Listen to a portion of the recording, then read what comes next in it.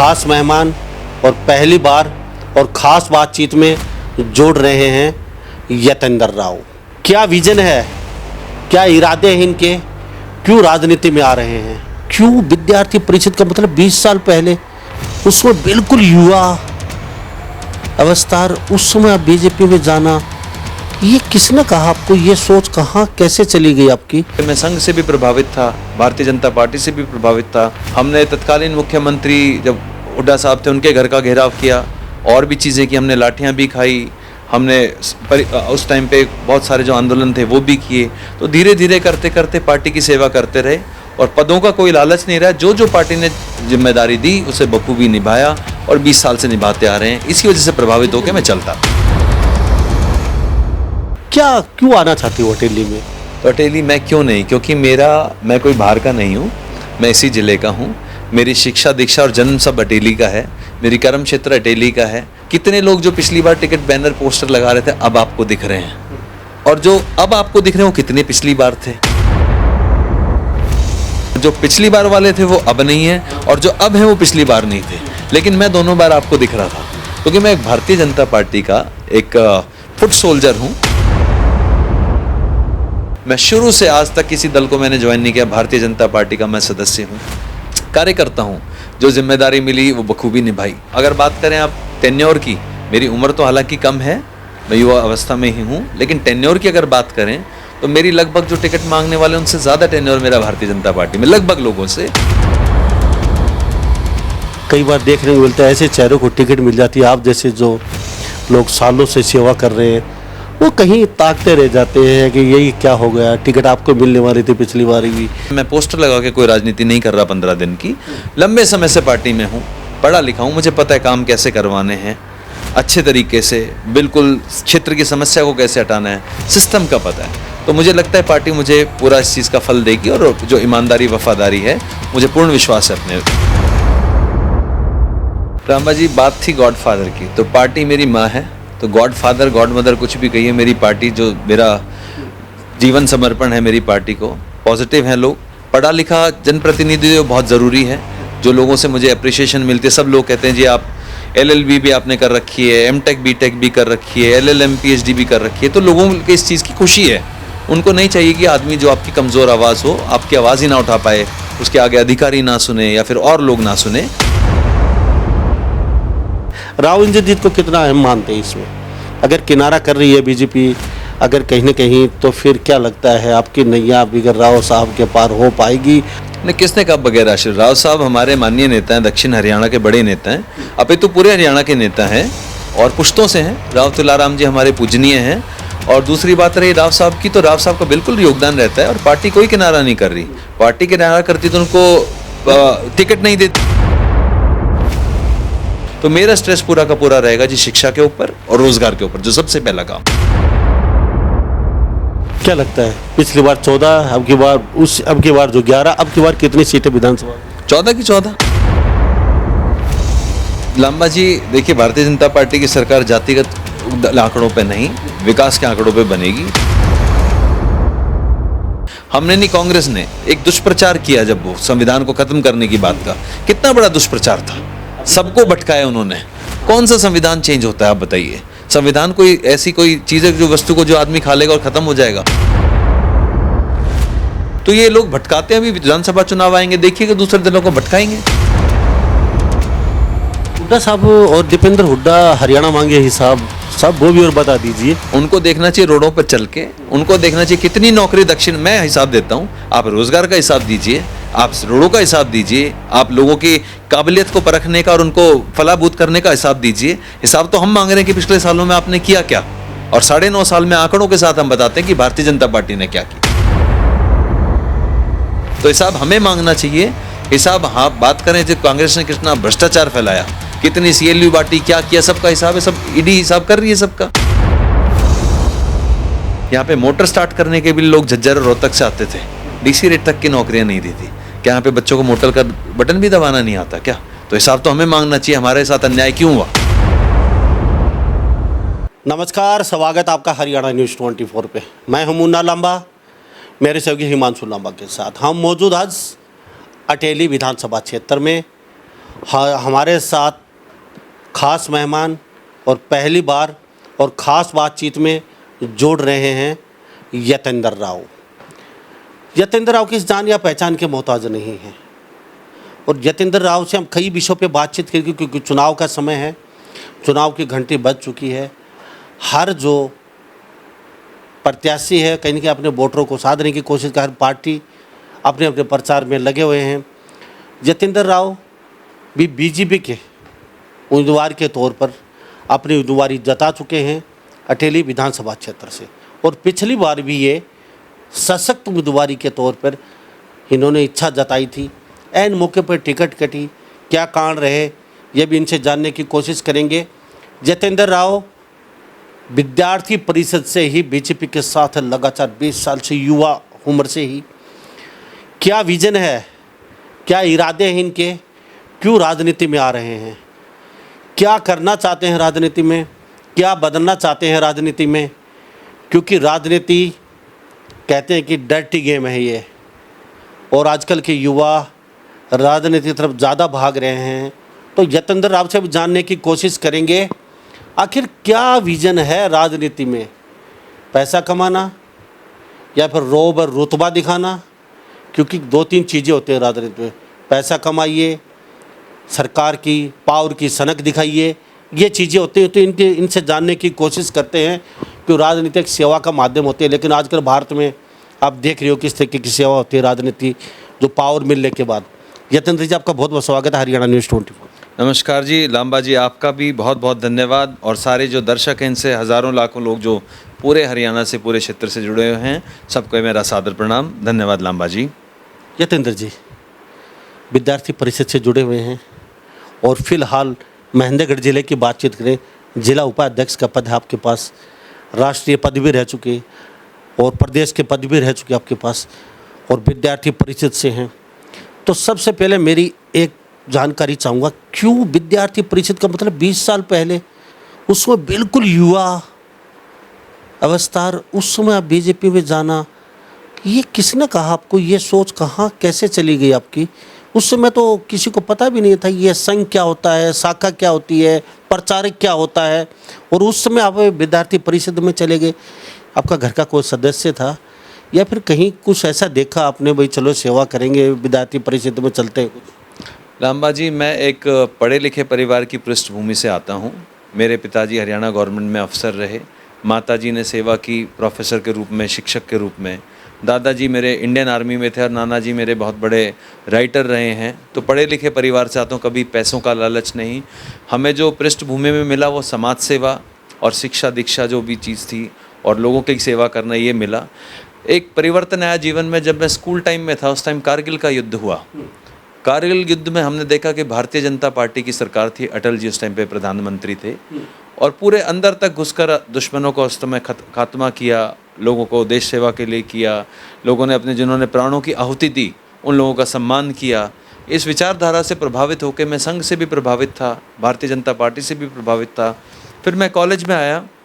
College में विद्यार्थी परिषद ही ऐसा, जो विद्यार्थियों की जो एक स्टूडेंट विंग होती है जो बीजेपी की, उनके विचारधारा से परिषद एकदम परिचित था मैं। और उसके बाद उनसे प्रभावित होके, क्योंकि देश सेवा की और अपनी परवाह ना करते दूसरों की सेवा की जो विचारधारा थी, तभी से मैं प्रभावित होकर उसमें लग गया और मैंने सेवा की। और धीरे धीरे कब सामाजिक जीवन में भी रहा, समाज सेवा में भी रहा। बहुत टाइम पहले से एक मेरे नाना जी ने एक ट्रस्ट बनाया था, उसी ट्रस्ट का भी मैं सदस्य था, समाज सेवा करता था। फिर धीरे धीरे जब हमारी सरकार नहीं थी, आज तो बहुत सारे नेता सरकार के कारण हर दलों में जिनकी सरकार होती है जाते हैं, नए नए लोग भी आते हैं, पर जिस समय हमारी सरकार नहीं थी उस समय अभी भी युवा मोर्चा का जब मैं प्रदेश उपाध्यक्ष, प्रदेश में मंत्री, प्रदेश कार्यकारिणी सदस्य है, उस स्टडी सर्कल का हरियाणा का हेड, मेक इंडिया का प्रचार प्रमुख, बहुत पदों पे राज्य में, जैसा आपने बताया, जिले के अंदर, मंडल में, राज्य के अंदर, प्रदेश में, देश में मैं रहा। उस टाइम हमने लाठियां भी खाई क्योंकि अत्याचार के खिलाफ हमने संसद का घेराव भी किया। हमने तत्कालीन मुख्यमंत्री जब हुड्डा साहब थे उनके घर का घेराव किया, और भी चीज़ें की, हमने लाठियां भी खाई। हमने उस टाइम पे बहुत सारे जो आंदोलन थे वो भी किए। तो धीरे धीरे करते करते पार्टी की सेवा करते रहे और पदों का कोई लालच नहीं रहा। जो जो पार्टी ने जिम्मेदारी दी उसे बखूबी निभाया और 20 साल से निभाते आ रहे हैं। इसी वजह से प्रभावित होकर मैं चलता रहा। नाना जी ने ट्रस्ट किया, उसमें भी आप ट्रस्ट तो आपने भी किया था, कौन सा अभी पीछे काफ़ी शायद 2-3 साल पहले आपने ओपनिंग की थी, तो उस ट्रस्ट का क्या हाल है? हाल बेहाल है या फिर वो ट्रस्ट चल रहा है आपका? लांबा जी, मैंने 2-3 साल पहले नहीं, 7-8 साल पहले जनसेवा काम में पहले भी करता था, बट मैंने उसको एक बैनर को नाम देने के लिए जय हिंद जनसेवा फाउंडेशन के नाम से एक एनजीओ की शुरुआत की, और वो बिल्कुल चल रहा है। अभी रिसेंटली भी हमने एक कैंप किया था। लगातार हमने उसमें जो क्लिफ चिन, जो कटे फटे होठ तालू होते हैं, उनमें रोटरी से मिलके, राज फाउंडेशन के साथ मिलके, अलग अलग समय पर अलग अलग, अटेली के ही नहीं, नारनौल, महेंद्रगढ़, कनीना, गुड़गांव तक हमने कार्यक्रम किए उसके अंदर। उनमें बहुत सारे हमने कैंप लगाए। अभी रिसेंटली सेका गांव में भी हमने किया। उसके बाद नावदी रामपुरा में भी हमने प्रधानमंत्री जी के जन्मदिन पर किया। उससे पहले कोविड के टाइम पे भी हमने लगातार, हमें माननीय मुख्यमंत्री जी का और रेड क्रॉस का और प्रशासन की तरफ से प्रशस्ति पत्र भी मिला। उसके बाद ब्लड डोनेशन भी किए, राशन का वितरण किया, बहुत सारे काम किए। और वो एक राजनीति से अलग हटकर मंच है जिस पर हम समाज सेवा के काम करते हैं। हमारे सारे साथी वॉलंटियर्स लगे हुए हैं उसमें, हज़ारों युवा जुड़े हुए हैं। तो वो हाल बेहाल नहीं, क्योंकि वो कोई बिजनेस हाउस नहीं है, वो एक समाज सेवा का केंद्र है जिसमें सेवा हमेशा आपने कहा बिजनेस का माध्यम नहीं है वो। लोग आज एनजीओ को भी बिजनेस का माध्यम बनाए बैठे हैं, इसलिए हमने पूछा ये खाली टीआरपी लेने के लिए, पब्लिक के बीच में जाने के लिए, अब चुनाव लड़ेंगे आने वाले समय में और लोगों के बीच बने रहेंगे इस बहाने, और मौका मिलेगा तो फिर चौका मार देंगे और पार्टी आपको आशीर्वाद देगी। तो कई लोगों की धारणा होती है, तो बहुत धारणा, इसलिए पूछा मैंने। लांबा जी, लोगों को बीचने के जाने के बहुत सारे बहाने हैं। मैं पार्टी का पदाधिकारी भी हूँ, रीति नीति का भी प्रचार करता रहता हूँ, और चीज़ों में भी लोगों के बीच में जा सकता हूँ। लेकिन ये सेवा का माध्यम है और हमेशा से रहा है। उसका बैनर भी जय हिंद जनसेवा फाउंडेशन का वही है, पार्टी का बैनर नहीं है। कोई झंडे के बैनर के तले हम पार्टी के नहीं जाते। उसका प्योरली माध्यम सिर्फ समाज सेवा है। अब मैं क्योंकि भारतीय जनता पार्टी से जुड़ा हूँ, तो हो सकता है आपका प्रश्न स्वाभाविक है, लेकिन मैं आपको आश्वस्त करता हूँ, अभी से नहीं, ये शुरू से बहुत समय से जनसेवा का माध्यम है। तो उसका कोई लेना देना राजनीति से नहीं है। मैं हमेशा निष्पक्ष भाव से, पूरा बिना किसी मतलब के सेवा करता हूँ और करता रहूँगा। अब राजनीति की बातचीत करें, पूरा हरियाणा देख रहा है आपको, क्या क्यों आना चाहती हो अटेली में? और अटेली की बातचीत करें, रेवाल क्षेत्र में तो अब भी बीजेपी की 3 सीट लोकसभा की, और पीछे 11 सीट, उससे पीछे 14 सीटें। यहाँ पर तो बीजेपी की इतनी मारामारी है सीटों पे कि एक विधानसभा में 50-50 लोग दावेदारी ठोक चुके हैं। और आपके विधानसभा के क्षेत्र की बात करें तो साहब, बाहर के लोग भी कहीं ना कहीं बैनर और पोस्टर लगा रहे हैं वहाँ पे आके, बीजेपी की दावेदारी ठोक रहे हैं अपनी अपनी। तो यतीन्द्र राव जी, दुख नहीं होता? आप संघ के सदस्य, छोटी सी अवस्था में आपने संघ ज्वाइन किया, प्रचारक रहे, सब कुछ। अब ये लोग आके मेवा वो कहीं खा के चले जाए और आप कहीं प्रचारक ही बने रहे, ऐसा कैसे, क्या लगता है? नहीं, प्रचारक एक अलग व्यवस्था है, मैं प्रचारक नहीं हूँ। मैं स्वयं प्रचारक तो नहीं हो, लेकिन बात तो वही है, घुमा फिरा के वहीं पे ठहरती है। तो लांबा जी, मैं कहना चाहूँगा, आपने जैसे अटेली पूछा, तो अटेली मैं क्यों नहीं, क्योंकि मैं कोई बाहर का नहीं हूँ, मैं इसी ज़िले का हूँ। मेरी शिक्षा दीक्षा और जन्म सब अटेली का है। मेरी कर्म क्षेत्र अटेली का है। मेरी माताजी ने यहाँ पे बहुत सालों तक कॉलेज में सेवा दी है। मैं यहीं पढ़ा लिखा हूँ, अटेली से ही शुरू से मैं था, और ज़िले का भी मैं कार्य करता हूँ। हालांकि कोई भी कहीं से स्वतंत्र है, लोकतंत्र है, कोई भी पोस्टर बैनर लगा सकता है। पर मेरा आपसे एक प्रश्न है। आपने जैसे खुद बताया, पिछली बार भी मैं दावेदार था, सशक्त था, चाहे वो जन आशीर्वाद यात्रा हो, चाहे कार्यक्रम हो, सब चीज़ों में मेरा, सबको पता है, मैं पदाधिकारी भी था। कितने लोग जो पिछली बार टिकट बैनर पोस्टर लगा रहे थे, अब आपको दिख रहे हैं? और जो अब आपको दिख रहे हैं, वो कितने पिछली बार थे? बहुत कम, 1-2 लोग ही बचते हैं। तो मेरा प्रश्न है कि मुझे क्यों नहीं, मैं पार्टी का कार्य पिछली बार वाले तो अब की बार मैदान में है ही नहीं, अब की बार तो नए, पिछली बार वाले तो कोई दिखाई नहीं दे रहा है। यही मैं आपको बोल रहा हूँ, जो पिछली बार वाले थे वो अब नहीं है, और जो अब हैं वो पिछली बार नहीं थे। लेकिन मैं दोनों बार आपको दिख रहा था, क्योंकि मैं एक भारतीय जनता पार्टी का एक फुट सोल्जर हूँ, मैं सैनिक हूँ। और क्योंकि मैंने पार्टी में काम किया, अगर पार्टी मुझे समझेगी, क्योंकि मैं भी पूछना चाहता हूँ, मेरे टिकट में क्यों नहीं दावेदारी कर सकता? मैं इस क्षेत्र का बेटा हूँ। मैं शुरू से आज तक किसी दल को मैंने ज्वाइन नहीं किया। भारतीय जनता पार्टी का मैं सदस्य हूँ, कार्य करता हूँ। जो जिम्मेदारी मिली वो बखूबी निभाई, चाहे मेरी राजस्थान में ड्यूटी लगी हो चुनाव के अंदर, चाहे दिल्ली के अंदर नगर निगम में लगी हो, चाहे कहीं प्रभारी सह प्रभारी के रूप में किसी महोत्सव में भेजा हो, कोई कॉन्क्लेव हो पार्टी का, हर जगह हमने जिम्मेदारी निभाई है। आज से नहीं, सालों साल से निभाते आ रहे हैं। और मैं अगर बात करें आप टेन्योर की, मेरी उम्र तो हालांकि कम है, मैं युवा अवस्था में ही हूँ, लेकिन टेन्योर की अगर बात करें तो मेरी लगभग जो टिकट मांगने वाले उनसे ज़्यादा टेन्योर मेरा भारतीय जनता पार्टी में, लगभग लोगों से। और अगर आप शिक्षा दीक्षा की भी बात करें, क्योंकि मैं उस पृष्ठभूमि से हूँ, तो लांबा जी मैं एक छोटी सी बात बताऊँगा। मैंने BTech, BBA, MBA LLB, LLM और PhD कर रखी है। आपकी नज़र में अगर और कोई कैंडिडेट जो टिकट मांगते हो, क्योंकि एक नेता का काम होता है जो विधानसभा में आप पहुंचते हैं तो प्रदेश के लिए कानून बनाना, लॉ मेकर होता है, और अगर आप बात करते हैं सांसद की तो देश के लिए कानून बनाते हैं। मेरा विषय कानून का भी, और मैं PhD में भी कानून में ही है मेरी, और बाकी बिजनेस एडमिनिस्ट्रेशन से भी मेरा है, टेक्नोलॉजी में मैं, तो किसी भी क्षेत्र में, किसी भी चीज़ में, शिक्षा दीक्षा में, क्योंकि हमें परिवार से यही मूल्य मिले हैं, तो हम किसी भी क्षेत्र में कम नहीं, तो मैं क्यों नहीं, मैं युवाओं के बीच में हूँ, समाज सेवक हूँ। कभी आपको दुख नहीं होता आपके बाद के, वो कहते हैं ना तुक्का, वो तुक्का भी कभी कभी काम कर जाता है। भारतीय जनता पार्टी में भी कई बार देखने को मिलता है ऐसे चेहरों को टिकट मिल जाती है, आप जैसे जो लोग सालों से सेवा कर रहे हैं वो कहीं ताकते रह जाते हैं कि यही क्या हो गया, टिकट आपको मिलने वाली थी पिछली बार भी, पिछली बार, अब की बार फिर ऐसा हो गया। तो क्या वास्तव में यतीन्द्र राव इतने सहनशील हैं कि पार्टी के साथ खड़े रह गए, या फिर अब की पूरा इरादा कर लिया कोई पार्टी जाए भाड़ में, अब की बार हमारा मौका है, हम चुनाव लड़ेंगे, चाहे कांग्रेस से लड़ो चाहे अन्य पार्टी से, अब सहन नहीं होगा यतीन्द्र राव से, ऐसा कुछ? मैं पार्टी का सिपाही हूँ, और पार्टी ऐसे कभी भी गलत किसी अत्याचार किसी पे नहीं करती। किसी भी नए व्यक्ति को देखो, कई हर जगह की अपनी अलग कैलकुलेशन होती हैं, बट जहाँ तक बात आती है हमारी सीटों के आसपास की, तो नॉन वर्कर को मुझे नहीं लगता कि पार्टी मेरे जैसे वर्कर की भी जो मेहनत की हुई है, जो समर्पण भाव है, उसे कहीं भी इग्नोर करेगी। तो मुझे इस मामले में मुझे पूर्ण विश्वास है अपने ऊपर के नेतृत्व पे भी, और प्रदेश के भी, देश के भी, जिले के भी, कि मेरी मेहनत व्यर्थ नहीं जाएगी। एक युवा को मौका देंगे, पढ़े लिखे युवा को, जो क्षेत्र की आवाज़ उठा सकता है, क्षेत्र को उन्नति प्रगति करा सकता है, जो पढ़ा लिखा है, जिसे समस्या यहाँ की पता है, और ये भी पता है कि ऊपर आवाज़ कैसे उठानी है सक्षम तरीके से। यानी हवाबाजी में मैं पोस्टर लगा के कोई राजनीति नहीं कर रहा 15 दिन की, लंबे समय से पार्टी में हूँ, पढ़ा लिखा हूँ, मुझे पता है काम कैसे करवाने हैं अच्छे तरीके से, बिल्कुल क्षेत्र की समस्या को कैसे हटाना है, सिस्टम का पता है।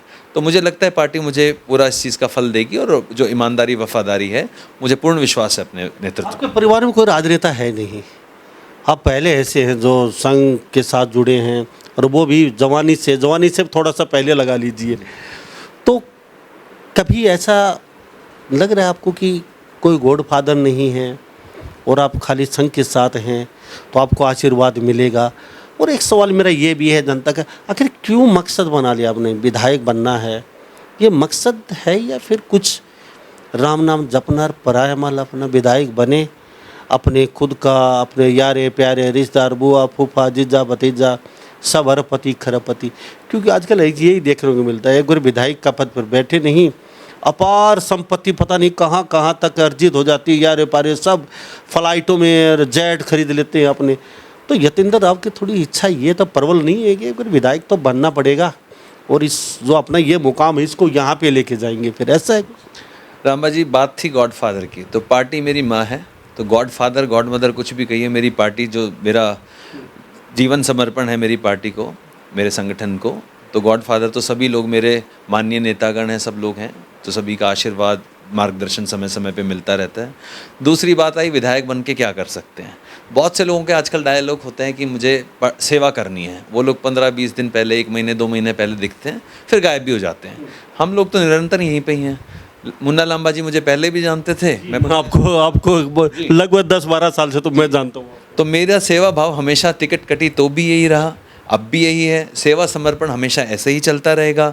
ऐसा कोई माध्यम नहीं, बल्कि जिम्मेदारियां विधायक बन के बढ़ जाती हैं। विजन क्या है विधायक बन? विजन ये है कि जो मेरे क्षेत्र में मेरे जो भाई हैं, जो युवा हैं, उनके लिए चाहे रोजगार के अवसर लेके आना हो, अब बीजेपी सरकार में चहुमुखी विकास हो रहा है, उस विकास की गति को और बल प्रबल करना, चाहे आप इंडस्ट्रीज़ की बात करें, चाहे आप प्राइवेट सेक्टर की बात करें, गवर्नमेंट सेक्टर की बात करें, उन सब चीज़ों में अपनी आवाज़ उठाना, अपना कंट्रीब्यूशन देना। समाज सेवा तो मैं अभी भी कर रहा हूँ और मैं करता रहूँगा।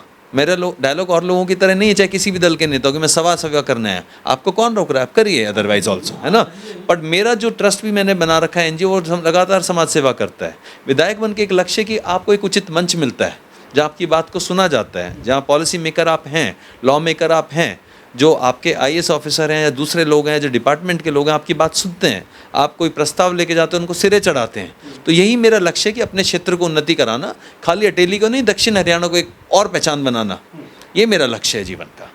तो यतीन्द्र राव अब लोगों के बीच जा रहे हैं, पिछले काफ़ी समय अटेली में देख रहे हैं आपको, तो क्या लोग किस तरीके से आपको देख रहे हैं? गाँव गाँव में जा रहे हैं, आप प्रचार कर रहे हैं, हर घर तक पहुँच रहे हैं, पार्टी का भी पार्टी के साथ अपना खुद का भी प्रचार हो रहा है, तो लोग अब क्या देखते हैं, किस तरह का रिएक्शन मिल रहा है लोगों को आपके प्रति, क्या और कितनी बार आप अटेली विधानसभा में राउंड कर चुके हुए हो?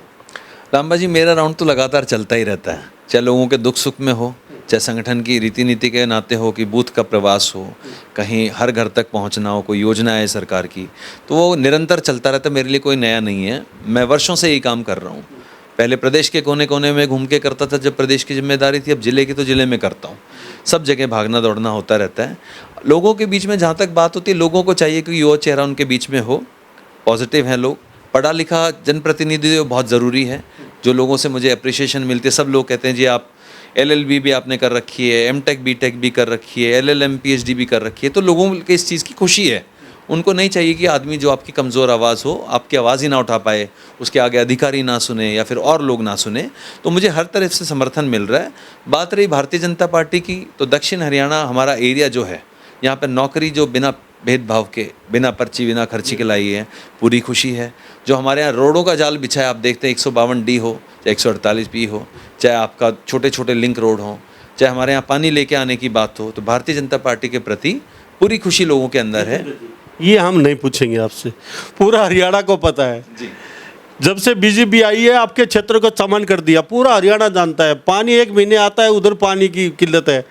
यहाँ पे नहरों में पानी लगभग महीने महीने आता है, लोगों से मैं पूछता हूँ। तो यहाँ सड़कों का कोई 4 लाख में 3 लाख में आपकी 1 एकड़ ज़मीन को नहीं पूछता था। आज वही किले 2-2, 3-3 करोड़ के किले हैं, एम्स बना दिए, इसमें तो कोई किंतु परंतु नहीं है। अब आप लोगों के बीच जा रहे हैं, चलो लोगों का आपको आशीर्वाद मिला है, वो तो समय बताएगा पार्टी आपकी कितनी जिम्मेवारी सौंपती है। आप विधायक बनते हैं, सबसे पहला काम क्या रहेगा? अगर यहाँ से आप जीत जाते हैं, और जीत तो जाएंगे, चलो टिकट मिल जाएगी, यहाँ लहर है हरिद्वार क्षेत्र में बीजेपी का अच्छी खासा, लेकिन वो राव इंद्रजीत के बगैर पूरा नहीं हो पाएगा सपना। तो राव इंद्रजीत का भी सवाल कर लेते हैं आपके साथ साथ। राव इंद्रजीत को कितना अहम मानते हैं इसमें? अगर किनारा कर रही है बीजेपी अगर कहीं ना कहीं, तो फिर क्या लगता है आपकी नैया बिगर राव साहब के पार हो पाएगी? और बिगर राव साहब के आशीर्वाद है, क्या यतेंद्र राव जीत पाएंगे अटेली से? नहीं, किसने कहा बगैर आशीर्वाद? राव साहब हमारे माननीय नेता हैं, दक्षिण हरियाणा के बड़े नेता हैं, अपितु पूरे हरियाणा के नेता हैं और पुश्तों से हैं। राव तुलाराम जी हमारे पूजनीय हैं। और दूसरी बात रही राव साहब की, तो राव साहब का बिल्कुल योगदान रहता है और पार्टी कोई किनारा नहीं कर रही। पार्टी किनारा करती तो उनको टिकट नहीं देती। लेकिन पिछली बार आपकी तरफ योगदान राव साहब का कम रहा और किसी अन्य को, सीताराम जी को टिकट मिल गई। तो अगर राव साहब का आपके आशीर्वाद होता तो आप पे ही आके गाड़ी रुकती हुई। यतेंद्र राव युवा चेहरा, अच्छा बोलते, अच्छा खासा पढ़ा लिखा है और निपुण है, बचपन से ही संघ के प्रचारक, संघ के सदस्य रहे हैं, तो कहीं ना कहीं उनकी भावना अच्छी है। तो आपके पास आशीर्वाद पिछली बार दिया नहीं राव साहब? अब लांबा जी, वॉर रूम में पार्लियामेंट्री बोर्ड की बंद दरवाजे की बैठक में क्या होता है तो मैं भी नहीं कह सकता, आप भी नहीं कह सकते। क्या परिस्थितियां रही होंगी, पार्टी ने अच्छा ही सोचा होगा कुछ ना कुछ, लेकिन मेरे प्रति जो भी बात हुई किसी की खिलाफत नहीं थी, किसकी, ना राव साहब की नाराज़गी थी ना किसी और की। अब हो सकता है सीताराम जी उनको और योग्य कैंडिडेट लगे होंगे, किसी ना किसी चीज़ में सीनियर कार्यकर्ता, जो भी चीज़ रही होंगी, तो उनकी किस्मत अच्छी थी, उनको भी टिकट मिली, वो भी हमारे डेडिकेटेड कार्यकर्ता हैं। और रही बात मेरी, तो अभी तो मेरा भी वक्त पड़ा हुआ, उस टाइम तो मैं मिड-30s में था, अभी तो मैं 40 साल का भी, लगभग 40 साल के आसपास ही हूँ, तो युवा हूँ मैं इसमें। तो मुझे लगता है कि राव साहब हमारे पूज्यनीय नेता हैं, पार्टी के आदमी हैं, मैं भी पार्टी का आदमी हूँ, तो मेरे प्रति उनकी कोई नाराज़गी नहीं है। वो भी सोचेंगे, हो सकता है पिछली बार परिस्थितियाँ दूसरी हों और लोगों का कंट्रीब्यूशन हो, तो इस बार सब अच्छा होगा मुझे लगता है। मैं पूर्णतः विश्वास मुझे है इस बात का। सबसे पहला काम क्या रहेगा अटेली विधानसभा?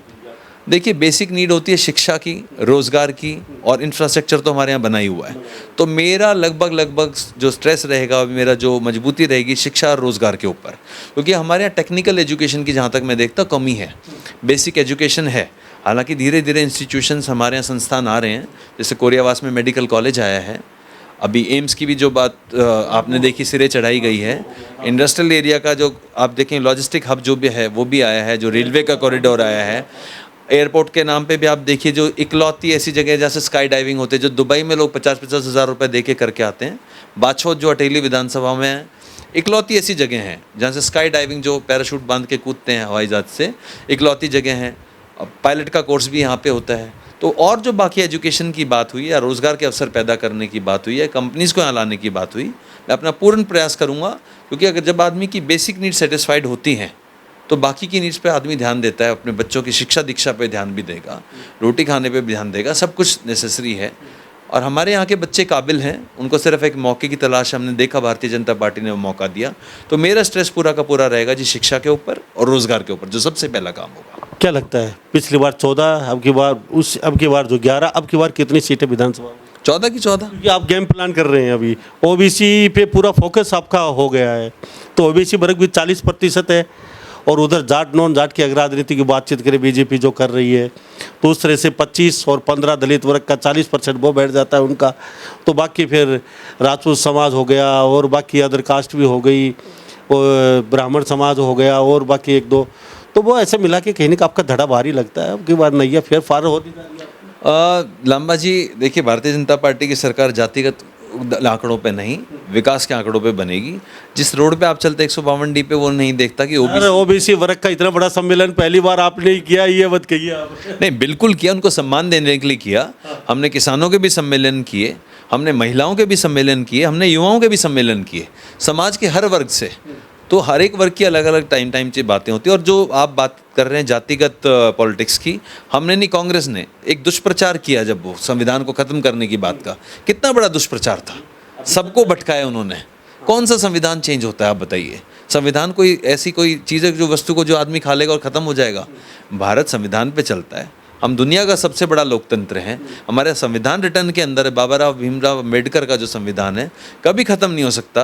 प्रधानमंत्री जी खुद जब 23 मई को पाली में आए थे, कह के गए थे, उनके जीते जी रिजर्वेशन को एससी समाज की, एसटी की, ओबीसी की को, संविधान की बात हो कोई ख़त्म नहीं कर सकता। तो ये लोग भटकाते हैं। अभी विधानसभा चुनाव आएंगे, देखिएगा दूसरे दलों को भटकाएंगे। हुड्डा साहब और दीपेंद्र हुड्डा हरियाणा मांगे हिसाब, साहब वो भी और बता दीजिए। हरियाणा हिसाब मांग रहे हुड्डा साहब, दीपेंद्र जी हिसाब मांग रहे हैं आप लोगों से 10 साल का, वो हिसाब भी दे दीजिए। उनको देखना चाहिए रोडों पर चल के, उनको देखना चाहिए कितनी नौकरी दक्षिण। मैं हिसाब देता हूँ, आप मेरे साथ गाँव में आइए, मैं किसी गाँव में जाता हूँ, बताते 100 नौकरियाँ लगी हैं पिछले 9 साल के अंदर, 9.5 साल के अंदर। हिसाब वहाँ देखिए कितनी सरकारी नौकरियाँ पिछली गवर्नमेंट्स ने दी, सरकारों ने दी। आप पत्रकार हैं, हर जगह घूमते हैं, गांव-गांव जाते हैं, आप हिसाब देखिए कितना पानी हमारे नांगल चौधरी को मिला, कितना हमारे सूखे टेल तक पानी पहुंचा। हिसाब देना इस चीज़ का दीजिए ना। आप रोज़गार का हिसाब दीजिए, आप रोडों का हिसाब दीजिए, आप लोगों की काबिलियत को परखने का और उनको फलाबूत करने का हिसाब दीजिए। हिसाब तो हम मांग रहे हैं कि पिछले सालों में आपने किया क्या, और 9.5 साल में आंकड़ों के साथ हम बताते हैं कि भारतीय जनता पार्टी ने क्या किया। तो हिसाब हमें मांगना चाहिए। हिसाब हाँ बात करें तो कांग्रेस ने कितना भ्रष्टाचार फैलाया, कितनी CLU बांटी, क्या किया, सबका हिसाब है, सब ईडी हिसाब कर रही है सबका। अब आप देख ही रहे हैं, पब्लिक की आवाज़ है। आप हमारे क्षेत्र में प्रतिभा की कभी कमी नहीं थी। अब HCS बच्चे निकलते मजदूर के परिवार के घर से। पहले कभी आपने सुना हो किसी नेता का रिश्तेदार किसी राज्य में निकलता था? आपके सतनाली से एक बच्चा मजदूरी करता था, HCS में निकला। दोंगड़ा की बेटी HCS में निकली। अब लिस्ट आती है तो महेंद्रगढ़ रेवाड़ी के सबसे ज़्यादा बच्चे हर लिस्ट में पाते हैं। क्या पहले काबिलियत की कमी थी?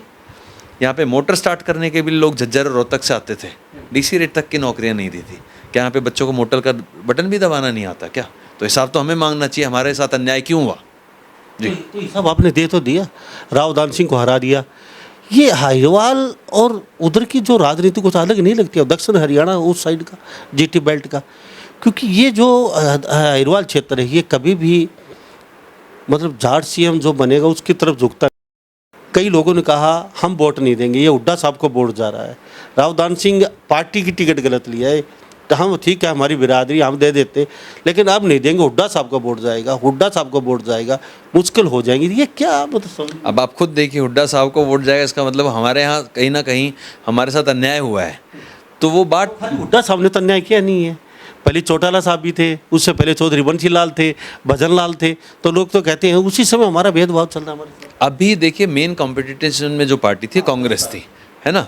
तो आप देखिए हमारी पार्टी ने किसी के खिलाफ वोटर ने वोट नहीं किया, हमारी पार्टी ने विकास के साथ भारतीय जनता पार्टी के पक्ष में वोट दिया है, जिताने के लिए, किसी को हराने के लिए नहीं कहा। कोई भी प्रत्याशी होता, आप जाट नॉन जाट की बात करते हैं, चौधरी धर्मवीर जी भी जाट हैं, अगर ऐसा ही कुछ होता तो बॉयकॉट करते। लेकिन क्योंकि भारतीय जनता पार्टी की सरकार है, भारतीय जनता पार्टी ने विकास के कार्य किए हैं। यहाँ के अहिरवाल का जो क्षेत्र है, जो आपने जैसे कहा कृषि कानून जब आए तो हमने विरोध नहीं किया। अगर आप देखा जाए तो मैं भी एक लॉयर भी हूँ, वकील हूँ, मैंने कृषि कानून पढ़े, उन 3 कानूनों में कुछ भी खराब नहीं था। लोगों को ये पता ही नहीं था, जिनको किराए पे बैठे हुए थे लोग, जो बॉर्डर पे पैसे दे के लाए गए थे, या कोई किसान भड़का के लाए गए थे, या गुमराह करके लाए गए थे, उनको कानूनों का एक्चुअली में पता भी नहीं था।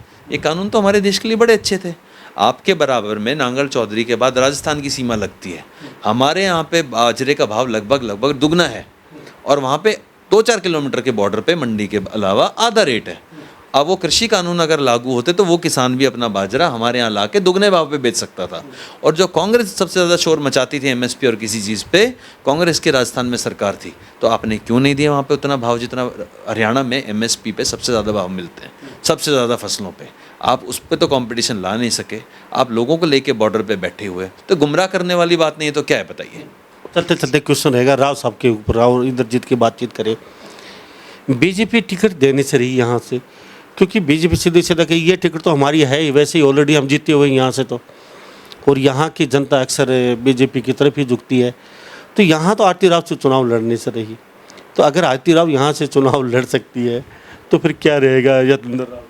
पार्टी जिसको भी चुनाव का टिकट देगी, चाहे वो आरती जी हो, चाहे कोई भी आदमी हो, चाहे हमारा सीनियर कार्यकर्ता हो, वो देखेंगे। जो बड़े पार्टी के पार्लियामेंट्री बोर्ड का निर्णय, मेरा निर्णय भी नहीं है। संसदीय दल बोर्ड में लास्ट तक जब टिकट जाते हैं प्रधानमंत्री जी हैं। हम आश्वस्त हम की बार पार्टी हमें देखिए, अपनी मेहनत के दम पर हर कोई आशीर्वाद पे मैंने आश्वस्त होता है, और मेरे अंदर क्या कमी है मैं देखता नहीं हूँ, क्योंकि पार्टी का डेडिकेटेड सिपाही हूँ, यहाँ के क्षेत्र का बेटा हूँ, और मैं पढ़ा लिखा हूँ। मेरे खिलाफ़ कोई नेगेटिव चीज़ नहीं है, ना मेरे परिवार के खिलाफ़, पूरा पार्टी के प्रति लॉयल हूँ। तो इसी वजह से हर आदमी अपनी मेरिट डिमेरिट देखता है, तो मैं अपने आप को उस क्राइटेरिया में फिट पाता हूँ कि कोई नया नहीं हूँ, एकदम से आज कोई पोस्टर बैनर लगा के नेता नहीं बना हूँ, हमेशा से फुट सोल्जर रहा हूँ बीजेपी का। तो किसी को भी टिकट दे वो बात की बात है, पार्लियामेंट्री बोर्ड का निर्णय है। राव साहब हमारे बड़े नेता, उनका पूर्ण सम्मान है। जैसे अगर उन्होंने सोचा होगा जहाँ का भी, और जो भी पार्टी डिसाइड करेगी, दोनों का मेरे सम्मान यानी मेरे प्रति और मेरा उनके प्रति हमेशा रहेगा, तो उसमें अलग कोई क्वेश्चन नहीं है। लेकिन हाँ, मैं आश्वस्त इसलिए हूँ कि मैं पार्टी में मैं अपने खिलाफ कोई भी नेगेटिव नहीं देखता कि मैं उस क्राइटेरिया में टिकट वाले में क्यों फिट नहीं होता, बस ये बात है जी। तो चलते चलते क्या कहेगा हरियाणा के लोगों को, अटेली विधानसभा क्षेत्र के लोगों को? मैं अटेली विधानसभा ही नहीं और जिला ही नहीं, अभी तो पूरे हरियाणा प्रदेश के जो प्रदेशवासी उनसे अपील करूँगा कि भारतीय जनता पार्टी ही ऐसी पार्टी है जिन्होंने हरियाणा एक, हरियाणवी एक का नारा दिया, समान रूप से विकास कराया, क्षेत्रवाद और जातिवाद की राजनीति को परे रखा, और हमेशा ईमानदारी और बिना घोटालों की सरकार दिया, और लोगों को पूर्ण आपके हर जगह मौके अवसर दिए। तो आपसे हाथ जोड़ के विनती है, अपील है, निवेदन है कि आने वाले विधानसभा चुनाव में विकास की इसी गति को हमें कंटिन्यू रखना है, निरंतर रखना है, जारी रखना है, और भारतीय जनता पार्टी को दोबारा से नहीं बल्कि तीसरी बार पूर्ण बहुमत के साथ हमारी सरकार को बढ़ाना है, ताकि जो काम और रह गए उनको और बल और गति हम प्रदान कर सकें। बहुत बहुत धन्यवाद, बातचीत का आपका कीमती समय लगा लिया यतेंद्र राव जी। धन्यवाद लांबा जी, आपका भी, आपने हमें समय दिया, बहुत बहुत धन्यवाद। तो हमारे साथ ये खास बातचीत में यतेंद्र राव बने थे अटेली विधानसभा क्षेत्र से, और ये छोटी सी उम्र से ही विद्यार्थी परिषद कई पदों पे आज तक ये प्रचार करते आ रहे हैं और पार्टी की नीतियों को जन जन तक पहुंचाने का काम करते हैं। अटेली विधानसभा क्षेत्र से पिछली बार भी टिक प्रार्थी के तौर पे ये आश्वस्त थे और सबसे अच्छे खासे कैंडिडेट में इनका नाम था। ऐसे में टिकट कटी, ये तो क्यों कटी यतेंद्र राव जी ने बता ही दिया। अब की बार अच्छे खासे पढ़े लिखे हैं यतेंद्र राव जी, आश्वस्त हैं पार्टी अब की बार हमें आशीर्वाद देगी और यहाँ से जीतेंगे। आप क्या समझते हैं, क्या वास्तव में यतेंद्र राव जी को टिकट मिल सकती है अटेली विधानसभा क्षेत्र से? क्या वास्तव में सबसे अच्छे कैंडिडेट के रूप में यतेंद्र राव जी अटेली विधानसभा क्षेत्र के लिए साबित हो सकते हैं? और टिकट मिलेगी तो यतेंद्र राव जी को क्यों मिलनी चाहिए? ये थोड़े से हमारे भी सवाल हैं। कमेंट बॉक्स में अपनी राय लिख के जरूर आप डालिए, आपका राय का हमें बेसब्री से इंतजार रहता है। तो सभी इन बातों के साथ मैं मुन्ना लांबा, मेरे सहयोगी हिमांशु लांबा के साथ हरियाणा न्यूज़ 24, नमस्कार, जय हिंद।